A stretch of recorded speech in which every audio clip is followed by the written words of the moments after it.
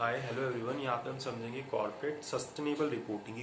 Corporate sustainable reporting क्या होती है। तो ये जो रिपोर्टिंग है इसका एक बहुत रीसेंट ओरिजिन है। अब इतना भी रीसेंट नहीं कि कल ही आई है। लाइक 7-8 ईयर्स या 10 ईयर्स हो गए हैं इसको आए हुए। तो अभी इतनी डेवलप हुई नहीं है ये। अब इस रिपोर्टिंग के अंदर हम करते क्या है, लाइक अगर आप एग्जाम के अंदर इतनी बात लिख दोगे तो आपको पूरे मार्क्स मिल जाएंगे। देन आप इसके कुछ बेनिफिट्स एंड की ड्राइवर्स लिख दोगे, पूरा क्वेश्चन ही ऐसा आएगा कि explain corporate sustainable reporting, it's benefit and की ड्राइवर्स। तो आप ऐसे समझा सकते हो कि कॉर्पोरेट सस्टेनेबल रिपोर्टिंग क्या होती है। It is a process. ये क्या है, एक प्रोसेस है। तो it is a process that creates values for stake holders. कि हम इसके अंदर क्या कर रहे हैं, इस प्रोसेस के थ्रू जो हमारे स्टेक होल्डर्स हैं उनके लिए वैल्यू क्रिएट कर रहे हैं। अब कैसे कर रहे हैं, जब हम अपनी बिजनेस स्ट्रेटेजी इंप्लीमेंट कर रहे हैं तो हम उसके अंदर सभी स्फीयर्स को देख रहे हैं, तो उससे वैल्यू क्रिएट होगी। किन स्फीयर्स को देख रहे हैं, किन सभी स्फीयर्स को देख रहे हैं। EESC इकोनॉमिकल स्फीयर्स को देख रहे हैं, ठीक है, एथिकल स्फीयर को देख रहे हैं, और इकोनॉमिक, एथिकल, एनवायरमेंटल स्फीयर को देख रहे हैं, सोशल स्फीयर को देख रहे हैं और कल्चर स्फीयर को देख रहे हैं। इन सभी चीजों को देखते हुए हम अपनी बिजनेस स्ट्रेटेजी को इम्प्लीमेंट कर रहे हैं। मतलब जब बिजनेस स्ट्रेटेजी बना रहे हैं इन सब चीजों को ध्यान में रख रहे हैं, then we are implementing our business strategy. तो उससे क्या हो रहा है कि जो जितने भी स्टेक होल्डर्स हैं उनके लिए वैल्यू क्रिएट हो रही है इस प्रोसेस के थ्रू। इसी को हम सस्टेनेबल रिपोर्टिंग बोलते हैं, जिसके अंदर हम पब्लिक के सामने ऑर्गेनाइजेशन की इंफॉर्मेशन इन सब स्फीयर में रख देते हैं। तो इतना आप लिख दोगे, आपको आपके मार्क्स मिल जाएंगे। देन हमारे को आता है कि इसके बेनिफिट्स क्या होते हैं। तो बेनिफिट्स इसके 2 पॉइंट्स, मतलब 2 हेड के अंदर आप क्लासिफाई करके लिख सकते हो। तो उसमें 3-3 लिख दोगे, आपके मार्क्स बन जाएंगे।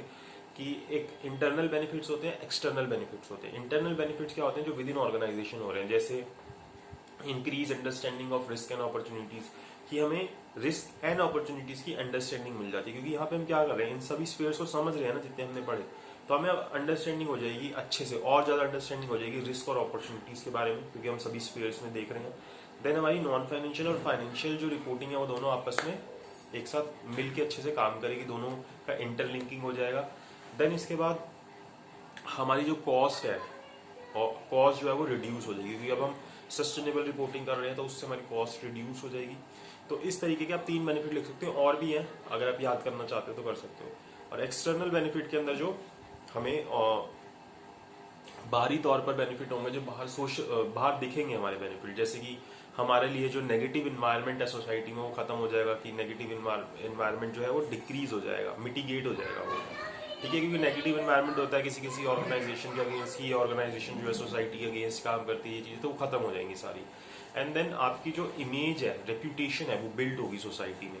रेप्यूटेशन बिल्ड होगी, 2 चीजें होगी। और जो बाहर जितने भी स्टेक होल्डर्स हैं उनके साथ, एक्सटर्नल जितने स्टेक होल्डर्स हैं उनके साथ आपकी इंटरेक्शन होगा, उनको पता चलेगा कि आप उनके लिए वैल्यू क्रिएट करते हो। तो ये 3-3 आप इंटरनल एक्सटर्नल लिख सकते हो। तो 6 लिख दोगे तो आपको मार्क्स मिल जाएंगे। देन इसके की ड्राइवर्स आते हैं कि की ड्राइवर्स क्या होते हैं। जो की ड्राइवर्स मतलब जो सस्टेनेबल रिपोर्टिंग करवाते हैं आपसे।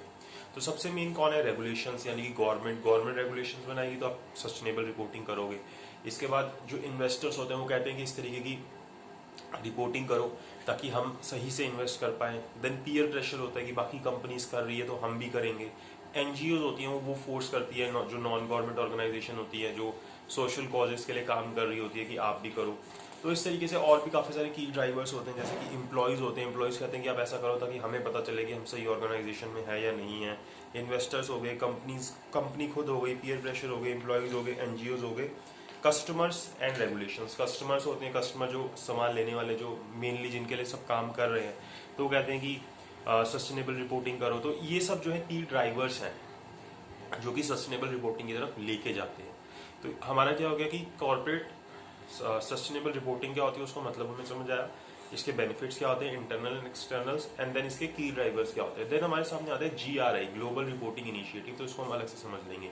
यानी वैसे है कि नहीं, GRI उसके अंदर जो सस्टेनेबल रिपोर्टिंग है उसको एक स्टैंडर्डाइज वे में कर दिया, स्टैंडर्डाइज नॉन फाइनेंशियल रिपोर्टिंग कर दी, जनरली एक्सेप्टेड फ्रेमवर्क लिया। जैसे फाइनेंशियल के अंदर जनरली एक्सेप्टेड फ्रेमवर्क्स होते हैं, ऐसे इसमें भी जनरली एक्सेप्टेड फ्रेमवर्क्स लेके आए हैं, हमने उनको स्टैंडर्डाइज कर दिया और एक G4 सस्टेनेबल रिपोर्टिंग गाइडलाइंस लेके आए हैं। तो वो अब हम नेक्स्ट वीडियो में समझ लेंगे कि वो क्या होते हैं। आज के लिए इतना ही। अगर आपको अच्छा लगा हो तो लाइक कीजिएगा, शेयर कीजिएगा और चैनल को सब्सक्राइब जरूर कीजिएगा।